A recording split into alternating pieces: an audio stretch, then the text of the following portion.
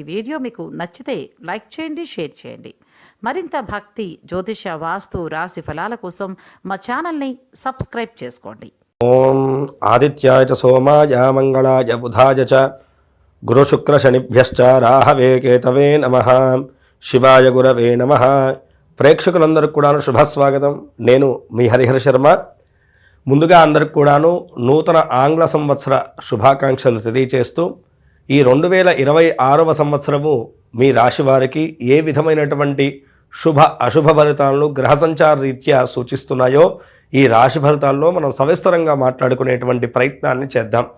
ముందుగా ప్రస్తుత గ్రహస్థితిని మనం గమనించుకుంటే కనుకను వృషభంలో చంద్రుడు, మిథునంలో గురువు, సింహంలో కేతుగ్రహ సంచారము, ధనస్సు రాశి యందు రవి, కుజ, బుధ, శుక్రగ్రహ సంచారములు, కుంభరాశిలోను రాహుగ్రహ సంచారం, మీనరాశిలో శనైశ్చర గ్రహ సంచారం. అయితే ప్రధానంగా ఈ సంవత్సర ఫలితాలు మనం దేని మీద డిపెండ్ అయి చెప్తామంటే కనుక గురుగ్రహ సంచారాన్ని, శనిగ్రహ సంచారాన్ని, రాహుకేతుల యొక్క సంచార ఫలితాన్ని తీసుకునేసి మెయిన్గా మనకి యొక్క సంవత్సర ఫలితాలు అనేటువంటి సూచించడం జరుగుతుంది.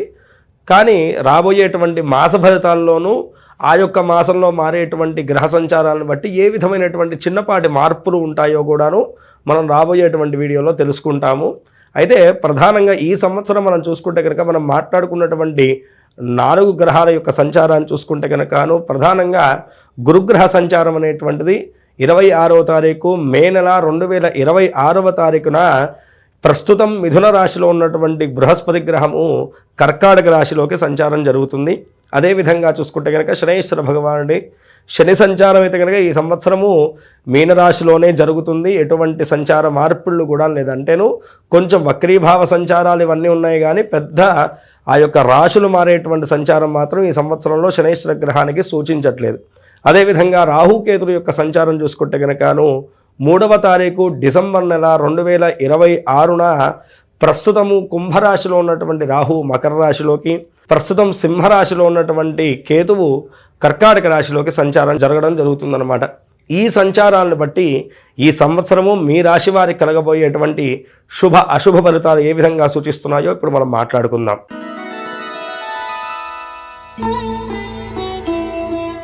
2026వ సంవత్సరము తులారాశి వారి యొక్క ఫలితాలను మనం గమనించుకుంటే కనుక ముందుగా వృత్తి, ఉద్యోగ, వ్యాపార రీత్యా మనం గమనించుకుందాము. ఆ యొక్క గురుగ్రహ సంచారం 9వ స్థానంలో జరుగుతూ ఉన్నది. అదేవిధంగా 5వ రాహుగ్రహ సంచారము, ఏకాదశ గురుగ్రహ సంచారము, ఏకాదశ కేతుగ్రహ సంచారము, అలాగే శనైశ్చర గ్రహ 6వ సంచారం. ఈ సంచార ఫలితాలను బట్టి విశేషంగా వీరికి వృత్తిరీత్యా మనం మాట్లాడుకోవాల్సినటువంటి విషయం, వృత్తిరీత్యా వీళ్ళకి ఏకాదశ కేతువు వల్లను అదృష్టయోగ కాలం అనేటువంటిది కలుగుతున్నది. ఆకస్మికమైనటువంటిది అంటే మనం ఎక్స్పెక్ట్ చేయనటువంటివి జరుగుతూ ఉంటాయంటాం కదా, అలాంటివి ఈ సంవత్సరము 2026వ సంవత్సరము తులారాశి వారికి ఉండబోతున్నాయి. అటు వృత్తిరీత్యా ఇటు వ్యాపార రీత్యా కూడాను అనుకూలమైనటువంటి స్థితి కనపడుతున్నది.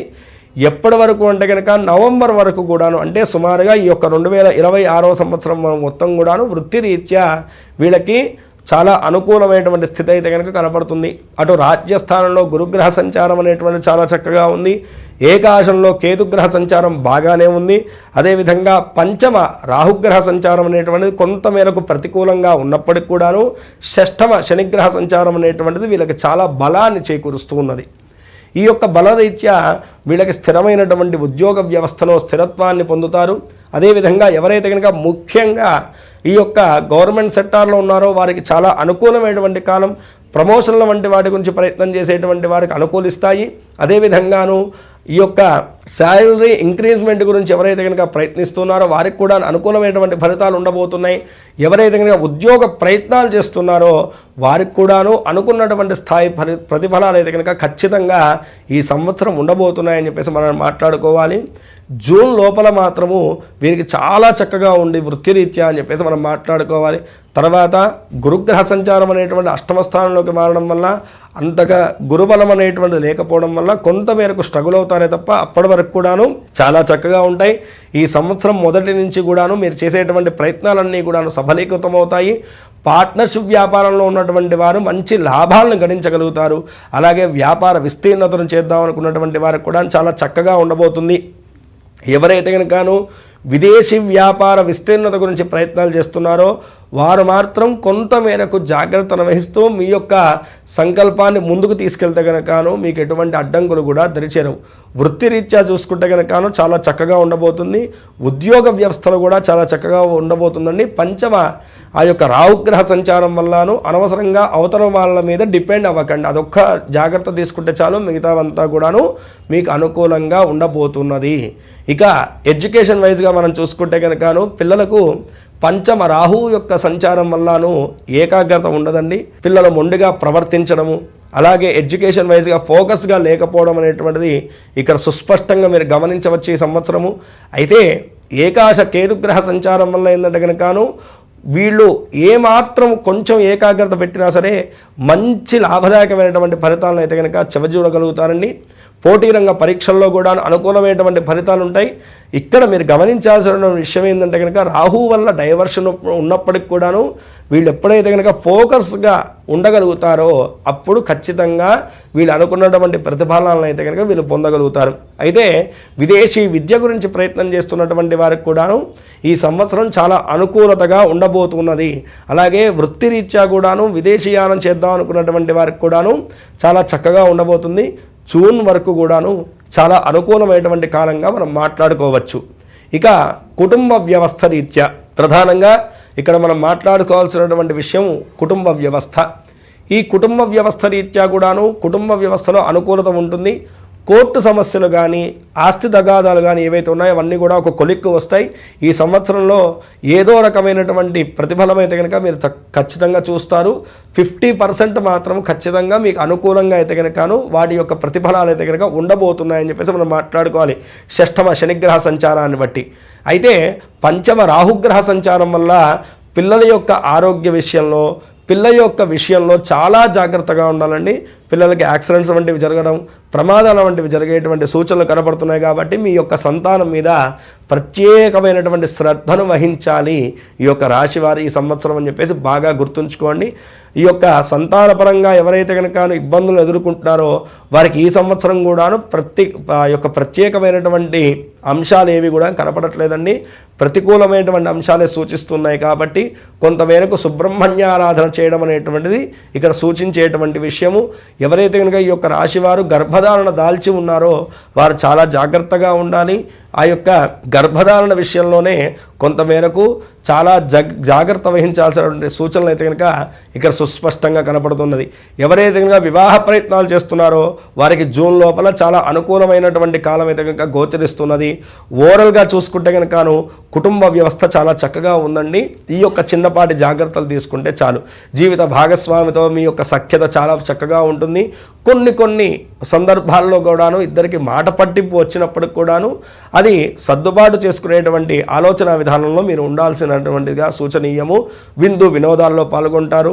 స్నేహితులను ఎక్కువగా కలుస్తూ ఉంటారు. ఈ యొక్క సంవత్సరము అంతా కూడాను అనుకూలంగానే గోచరిస్తున్నది. ఇక ప్రేమ వ్యవహార రీత్యా ఈ సంవత్సరం ఎలా ఉండబోతుంది ఈ రాశి వారి కంటే కనుకను ప్రధానంగా పంచమ రాహుగ్రహ సంచారం వల్ల ఎడబాటు ఉంటుందండి. మూర్ఖత్వానికి పోయి అనవసరమైనటువంటి ఇబ్బందులు కొని తెచ్చుకోవద్దు. అనుమానము అలాగే దూరము అనేటువంటిది ఇద్దరి మధ్యను అస్సలు మంచిది కాదు.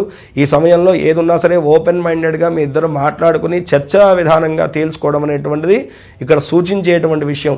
రాహు వల్ల అనుమానాలు గొడవలు అనేటువంటివి పెరుగుతూ ఉంటాయి.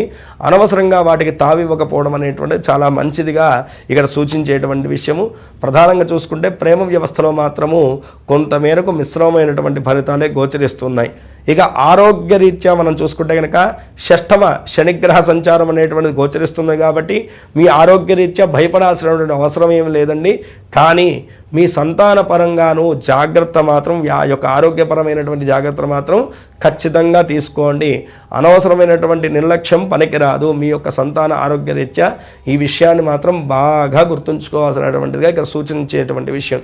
ఇక ఫైనాన్షియల్ పరంగా చూసుకుంటే కనుక కేతుగ్రహ సంచారం ఏకాదశంలో జరుగుతున్నది. కాబట్టి ఆకస్మికమైనటువంటి ధనలాభం అనేటువంటిది ఖచ్చితంగా ఈ సంవత్సరం జూన్ లోపల ఉండబోతున్నది. అది మీ యొక్క స్థిరాస్తుల రీత్యా కానీ, లేకపోతే కనుకను మీ యొక్క ఆస్తి వ్యవహారాలు ఏవైతే కనుకను సమస్యలు ఉన్నాయో అవన్నీ కూడా తొలగిపోయేసి అక్కడి నుంచి అయినా సరేను మీకు ఆ యొక్క ధనలాభం వచ్చేటువంటి సూచనలు కనబడుతున్నాయి. షష్ఠమ శనిగ్రహ సంచారం వల్ల ఏవైతే డబ్బులు అవతల వాళ్ళ దగ్గర మీ ఆగిపోయి ఉన్నాయో చాలా రోజుల నుంచి అవి కూడా మీ చేతికి అందేటువంటి సూచనలు అయితే కనుక ఈ సంవత్సరం కనపడుతున్నది. కాబట్టి ధనలాభ యోగం అయితే కనుక సుస్పష్టంగా కనపడుతుంది. ఇక ఓవరాల్గా చూసుకుంటే కనుకను చిన్నపాటి దోషములు గోచరిస్తున్నాయి తప్ప పూర్తి స్థాయిలోనూ ఈ రాశి వారికి అద్భుతమైనటువంటి యోగకాలం కనపడుతూ ఉన్నది. ఈ చెప్పినటువంటి చిన్నపాటి జాగ్రత్తలు తీసుకోవాలి. ప్రధానంగా పంచమ రాహుకి మాత్రం ఖచ్చితంగా జపశాంతులు చేయించాలి. ఒకసారి ఈ సంవత్సరంలో ఎక్కడైనా సరే చండీ హోమాన్ని చేయించండి. మీ పిల్లల్ని కూడా దాంట్లో పాల్గొనేటువంటి ప్రయత్నం చేయించండి. సుబ్రహ్మణ్య ఆరాధన చేయించడం, సుబ్రహ్మణ్య స్వామి వారి యొక్క దర్శనాన్ని మీ పిల్లల చేత చేయించడం అనేటువంటిది చాలా విశేషంగా సూచించేటువంటి విషయం.